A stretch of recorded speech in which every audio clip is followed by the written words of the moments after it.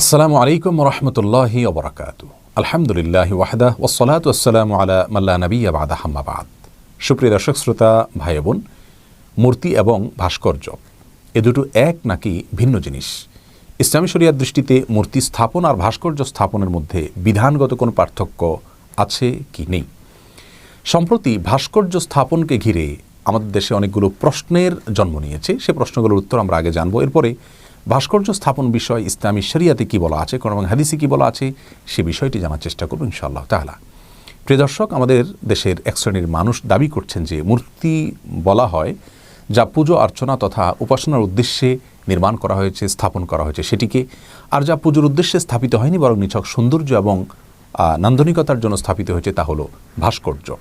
এ শ্রেণীর লোকদের দাবি হলো অতএব মুসলমানদের জন্য কোনো মূর্তি স্থাপন করা এটা জায়েজ নেই, যেহেতু সেটি শিরকের উদ্দেশ্যে স্থাপিত হয়েছে, কিন্তু ভাস্কর্য স্থাপন করা জায়েজ যেহেতু সেটি শিরকের উদ্দেশ্যে নির্মিত বা স্থাপিত হয়নি।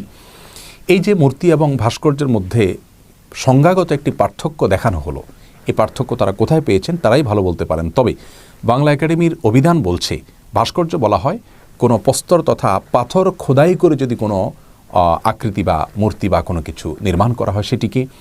আর মূর্তি এটি হিন্দু ধর্মে যদিও প্রতিমাকে বোঝানো হয়, কিন্তু সাধারণ অর্থে মূর্তি বলতে কোনো অবয়ব বা আকৃতি তৈরি করাকে মূর্তি বলা হয়। তাহলে আমরা এটুকু বুঝলাম যে মূর্তি হলো যে কোনোভাবে নির্মিত কোনো মানুষ বা কোনো প্রাণীর আকৃতি বা অবয়ব, আর ভাস্কর্য হলো পাথর, ওয়াল কিংবা কোনো পাহাড় খোদাই করে যা নির্মাণ করা হয় সেটি। তাহলে যে ভাস্কর্যের মধ্যে কোনো প্রাণীর ছবি, কোনো মানুষের ছবি বোঝা যায় পরিষ্কারভাবে, সেটি ভাস্কর্য, এবং একই সঙ্গে মূর্তিও, যেহেতু সেখানে আকৃতি এবং অবয়ব পরিষ্কারভাবে বোঝা যাচ্ছে। আমরা সবাই কমবেশ জেনে থাকব যে মূর্তিকে ইংরেজিতে বলা হয় স্ট্যাচু, আর ভাস্কর্যকে ইংরেজিতে বলা হয় স্কাল্পচার। সারা বিশ্বের সবচেয়ে নামকরা মূর্তিগুলোর একটি হলো স্ট্যাচু অফ লিবার্টি, যেটি আমেরিকাতে রয়েছে। আমরা জানি যে সেই স্ট্যাচু যার অর্থ হলো মূর্তি, সেখানে কেউ পুজো করতে যায় না, উপাসনা করতে যায় না, অর্চনা করতে যায় না, সেটা নিছক সৌন্দর্য এবং নান্দনিকতার জন্যই তৈরি করা হয়েছে। তারপরেও কিন্তু সেটাকে স্ট্যাচু অফ লিবার্টি অর্থাৎ মূর্তি বলা হচ্ছে, সেটা কিন্তু স্কাল্পচার বলা হচ্ছে না। তার মানে বোঝা গেল যে ভাস্কর্য হলে সেটি আর মূর্তি নয়, এমনটি সঠিক নয়। যদি তাই হতো তাহলে এটাকে স্ট্যাচু অফ লিবার্টি বলা সঠিক হতো না। যারা বাংলাদেশে বিভিন্ন জায়গায় ভাস্কর্য স্থাপন করার সপক্ষে, তাদের একটা যুক্তি হলো যে ভাস্কর্য স্থাপন না হলে আমাদের মধ্যে চেতনা কিভাবে সঞ্চারিত হবে, কিভাবে আমরা মুক্তিযুদ্ধের চেতনাকে ধারণ করব। তাদের কাছে আমরা বিনীতভাবে প্রশ্ন রাখতে চাই, সারা বিশ্বে যে মানুষটির আদর্শ সবচেয়ে বেশি পরিমাণে চর্চা হয়ে থাকে, যার চেতনাকে সবচেয়ে বেশি সংখ্যক মানুষ সবচেয়ে শক্তিশালী এবং বলিষ্ঠভাবে ধারণ করে এখনও রেখে আছে, যুগ যুগ ধরে, শতাব্দীকে শতাব্দী ধরে রেখে আছে, তিনি হলেন মুহাম্মদ রাসূলুল্লাহ সাল্লাল্লাহু আলাইহি ওয়াসাল্লাম। পৃথিবীতে মুসলিমরা তাঁর কয়েকটি স্ট্যাচু বা মূর্তি নির্মাণ করেছে, ভাস্কর্য নির্মাণ করেছে। প্রিয় দর্শক, এখান থেকে পরিষ্কারভাবে বোঝা গেল যে কোনো চেতনাকে ধারণ করবার জন্য সেই চেতনা সংশ্লিষ্ট ভাস্কর্য তৈরি করতে হবে, নির্মাণ করতে হবে, এই যুক্তি একেবারেই খোঁড়া যুক্তি। বরং বহু ভাস্কর্য পৃথিবীতে এখনও আছে, যে ভাস্কর্যগুলো যাদের রয়েছে তাদের সম্পর্কে মানুষ জানেও না। চেতনা ধারণ করা তো অনেক পরের কথা। যারা ভাস্কর্যকে বাংলাদেশের আনাচে কানাচে ছড়িয়ে দিতে চান, স্থাপন করতে চান, তাদের আরেকটি যুক্তি হলো যে অনেক মুসলিম দেশেও তো ভাস্কর্য রয়েছে, কই তাদের তো কোনো সমস্যা হচ্ছে না। ইন্দোনেশিয়া মুসলিম দেশ, সেখানে অনেক ভাস্কর্য রয়েছে, তাহলে আমাদের দেশে সে ভাস্কর্য থাকলে সমস্যা কোথায়? হুজুররা কেন বাধা দিবেন? এর উত্তর হলো যে ইন্দোনেশিয়াতে কোনো কোনো রাজ্যে ইসলামী শরিয়া পর্যন্ত চালু আছে। আপনি কি সেটিকে বাংলাদেশে আমদানি করার, সেটাকে বাংলাদেশে চালু করার সপক্ষে অবস্থান নেবেন? নিশ্চয়ই নেবেন না। তাহলে যে সমস্ত তথাকথিত প্রগতিশীল বন্ধুরা যারা মুসলিম দেশগুলোর কোনো বাজে দৃষ্টান্ত থাকলে সেটিকে আমাদের দেশে আমদানি করার কথা বলে, সে দেশগুলোর কোনো ভালো দৃষ্টান্ত থাকলে সেটিকে আমদানি করার কথা তো কখনো বলেন না। এখান থেকে বোঝা গেল তারা সুস্পষ্টভাবে সুবিধাবাদিতার অবস্থানে রয়েছেন, স্বার্থপরতার অবস্থান রয়েছেন। তাদের আরেকটি দাবি হলো যে এটি এক প্রকারের শিল্প, ভাস্কর্য এক প্রকারের শিল্প, অতএব এই শিল্প আমাদেরকে ধরে রাখতে হবে। শিল্পের বিরোধিতা করতে পারে মূর্খ মানুষেরা শুধুমাত্র। প্রিয় দর্শক, আমরা এ ব্যাপারেও তাদের কাছে বিনীতভাবে প্রশ্ন করতে চাই যে যে কোনো কিছু শিল্প হলেই সেটি আমাদের ধারণ করতে হবে? পৃথিবীতে বহু প্রকারের শিল্প আছে, অনেক সমাজে অনেক রকমের শিল্প আছে, সব শিল্পকে আমরা আমাদের সমাজে আমদানি করব? যেমন পাপুয়া নিউগিনি লোকদের শরীরে তাদের দেহে, অবয়বে, তাদের জীবন আচারে, তাদের সংস্কৃতিতে অনেক প্রকার শিল্প আমরা দেখতে পাই, যা দেখে আমাদের দেশের মানুষ অনেক সময় হেসে দেয়, কারণ সেগুলো আমাদের সমাজে নেই। সেই শিল্প নিশ্চয়ই আমরা কেউ আমদানি করব না। যারা আজ ভাস্কর্যের শিল্পকে বাংলাদেশে ছড়িয়ে দিতে চান, তারা তাদের পরিবারের সদস্যদের মধ্যে পাপুয়া নিউগিনির লোকদের শিল্পকে নিশ্চয়ই ধারণ করার কথা বলবেন না।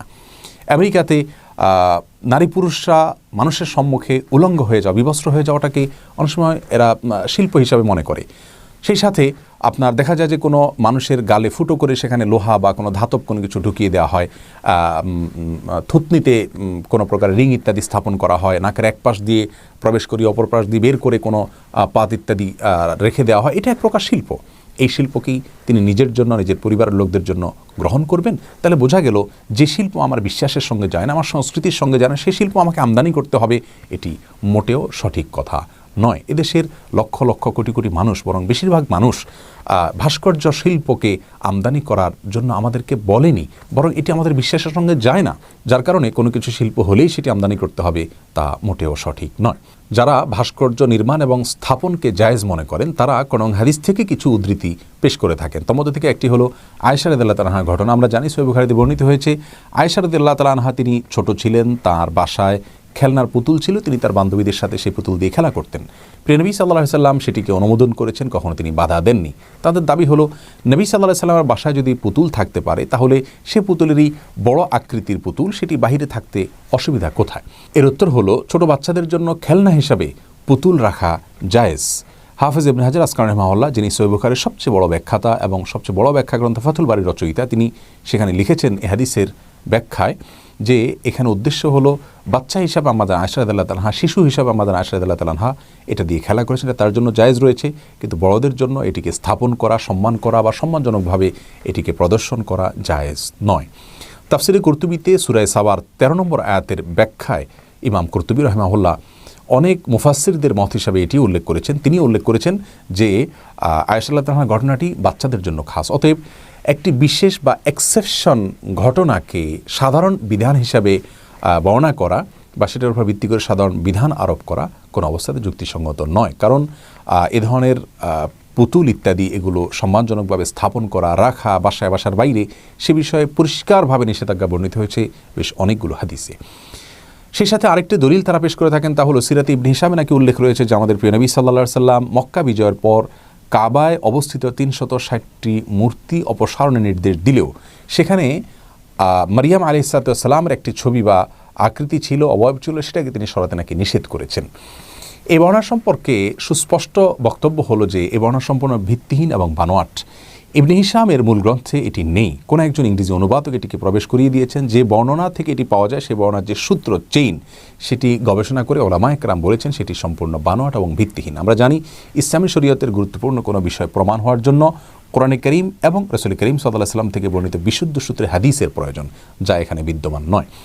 তৃতীয়ত আরেকটি দলিল উল্লেখ করা হয় যে কোরআনে কারীমের সূরা সাবা 13 নম্বর আয়াতে আল্লাহ রাব্বুল আলামিন ইরশাদ করেছেন, ইয়ামালুনা লাহু মা ইয়াশাউ মিন মাহারিব ওয়া তামাসিল ওয়া জিফানিন কাল জাওয়াবি কুদুরির রাসিয়াত। অর্থাৎ সুলাইমান আলাইহিস সালামের অনেকগুলো জিন ছিল, যে জিনরা তার চাওয়া অনুযায়ী, নির্দেশ অনুযায়ী তার জন্য অনেক কিছু নির্মাণ করত। তার মধ্যে থেকে একটা ছিল তামাসিল। তামাসিল মানে হলো সুরত বা আকৃতি, অবয়ব, এটা নির্মাণ করত।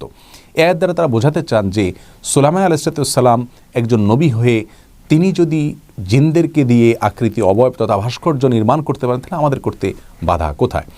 এর তিনটি উত্তর রয়েছে। সর্বপ্রথম উত্তর হলো যে আমরা জানি অন্য নবীদের শরীয়ত আর আমাদের প্রিয় নবী সাল্লাল্লাহু আলাইহি ওয়াসাল্লামের শরীয়ত এক নয়। পূর্বের যুগের নবীদের শরীয়তে অনেক কিছু জায়েজ ছিল যা আমাদের জন্য জায়েজ নয়।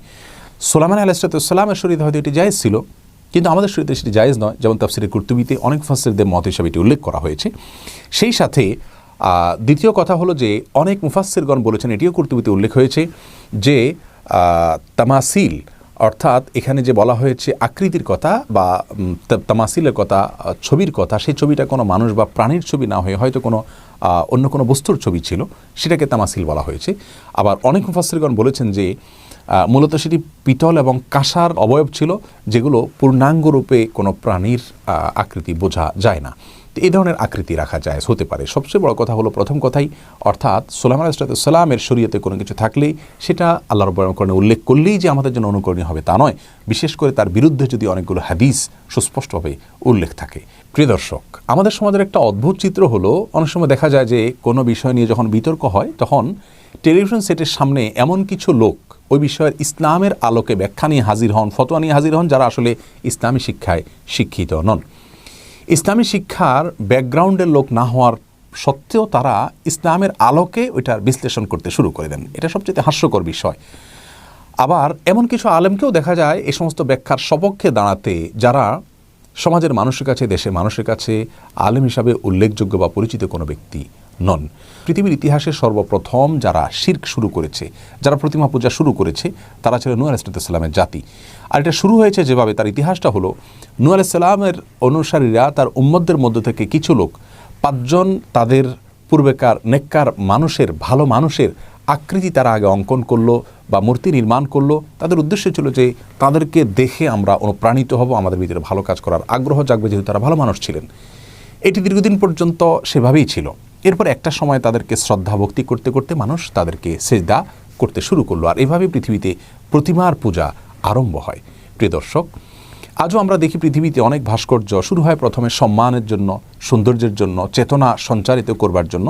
এরপর সেখানে ফুল দেওয়া হয়, তারপর সেখানে নীরবতা পালন করা হয়। একটা সময় হয়তো সেখানে মাথা অবনত করে মানুষ সেজদা করবে। ইসলাম শরীয়তের গুরুত্বপূর্ণ একটা মূলনীতি হলো সাদ্দুজ যারায়, অর্থাৎ কোনো অপরাধের দুয়ার উন্মোচিত হতে পারে এরকম পথ বন্ধ করে দিতে হয়। এটা হলো ইসলামের শরীয়তের পরিষ্কার নির্দেশনা। রাসূল করিম সাল্লাল্লাহু আলাইহি সাল্লামের অনেকগুলো হাদিস আমরা এই ক্ষেত্রে পরিষ্কারভাবে পাই। তোমাদের থেকে একটি হাদিস সহিহ মুসলিমে বর্ণিত হয়েছে যে রাসূল করিম সাল্লাল্লাহু আলাইহি সাল্লাম তার প্রিয় সাহাবী আলী রাদিয়াল্লাহু তাআলাকে নির্দেশ করেছেন, তিনি যেন যত প্রকারের ছবি আছে, বিশেষ করে মানুষ এবং প্রাণীর, এই ছবিগুলো যেন তিনি মুছে দেন, এবং যে সমস্ত কবরগুলো উঁচু আছে সেগুলোকে যেন তিনি সমান করে দেন মাটির সাথে, অর্থাৎ উঁচুগুলোকে যেন ভেঙে সমান করে দেন। এখানে কিন্তু কোনো ছবি যেটাকে মানুষ পুজো করে সেটাকে তিনি মুছতে নির্দেশ করেছেন এমন কোনো বর্ণনা নেই, বরং এই বর্ণনা ব্যাপকভাবে বোঝাচ্ছে যে সব ধরনের প্রাণীর ছবিকেই নবী সাল্লাল্লাহু আলাইহি সাল্লাম মুছে দেওয়ার নির্দেশ করেছেন। তেমনিভাবে আবু দাউদে বর্ণিত একটি হাদিস রয়েছে যে একবার জিবরিল রাসূল করিম সাল্লাল্লাহু আলাইহি সাল্লামের বাসায় এসে ফিরে গিয়েছেন। পরের দিন এসে বলেছেন, ইয়া রাসূলুল্লাহ, আপনার বাসায় আমি প্রবেশ করতে গিয়েও বাধাগ্রস্ত হয়েছি, প্রবেশ করতে পারিনি। তার কারণ হলো আপনার বাসার সম্মুখে বা বাসায় যে পর্দা ছিল সেখানে কোনো একটা প্রাণীর আকৃতি বা অবয়ব ছিল। তখন নবী আলাইহিস সালাম সেই প্রাণীর অবয়বটাকে মুছে দিলেন বা মাথার অংশকে মুছে দিলেন, তারপর জিবরিল সেখানে প্রবেশ করলেন। এই হাদিস থেকে তো একেবারে পরিষ্কারভাবে বোঝা গেল যে যদি পুজো বা অর্চনার উদ্দেশ্যে না হয়, শিরক করার উদ্দেশ্যেও যদি না হয়, তারপরে সেই প্রাণী থাকলে সেটি মুসলমানের জন্য জায়েজ নয়। রহমতের ফেরেশতা সেখানে প্রবেশ করতে পারেন না, যদিও সেটি শিরক নয়, কিন্তু গুনাহ অবশ্যই, হারাম অবশ্যই। এছাড়া বুখারী মুসলিম একযোগে বর্ণনা করেছে যে রাসূল করিম সাল্লাল্লাহু আলাইহি ওয়াসাল্লাম ইরশাদ করেছেন, আশাদ্দুন নাসি আযাবান ইয়াউমাল কিয়ামাতি আল মুসাউবিরুন, কিয়ামতের দিন সবচেয়ে কঠিন আযাব দেয়া হবে ওই সমস্ত লোকদেরকে যারা ছবি অঙ্কন করে, যারা ভাস্কর্য নির্মাণ করে, মূর্তি প্রস্তুত করে।